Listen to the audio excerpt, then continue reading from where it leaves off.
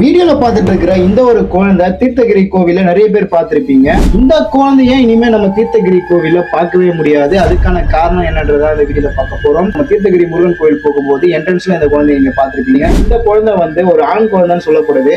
ஆனா இந்த குழந்தை வந்து ஆண் குழந்தை கிடையாது, இது ஒரு பெண் குழந்தை. குட்டி முருகன் சொல்லக்கூடிய இந்த ஒரு குழந்தையை இப்ப ரெஸ்கியூ பண்ணிருக்காங்க CWC. என்ன நடந்திருக்கு அப்படின்னு பாத்தீங்கன்னா, சமீப காலமாகவே சோசியல் மீடியால இந்த குழந்தை ரொம்பவே ஒரு வைரல். என்ன ஒரு காரணம் பாத்தீங்கன்னா, இந்த குழந்தைய வந்து அங்க இருக்கிற மக்கள் குட்டி முருகர் அப்படின்னு சொல்லிட்டு நம்பிட்டு இருக்காங்க. இதுக்கு பின்னாடி என்ன ஒரு காரணம் இருக்கு அப்படின்னு பாத்தீங்கன்னா, ஆக்சுவலி இந்த குழந்தை வந்து ரொம்பவே ஒரு மனநலம் குன்றிய ஒரு குழந்தை அப்படின்னு கூட சொல்லலாம். இவங்களோட பேரண்ட்ஸோட பூர்வீகம் எதுன்னு பாத்தீங்கன்னா, நம்ம ஆந்திராவை தான் பூர்வீகமா இருக்காங்க. இவங்க வந்து இந்த இடத்துக்கு வந்து தஞ்சம் பொழிக்கிறதுக்காக வந்திருக்காங்க.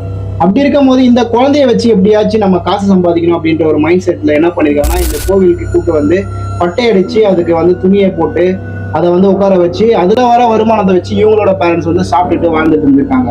இதை வந்து தெரியாத மக்கள் என்ன பண்ணிருக்காங்க, இதுதான் வந்து குட்டி முருகர் அப்படின்னு சொல்லிட்டு எல்லாராலுமே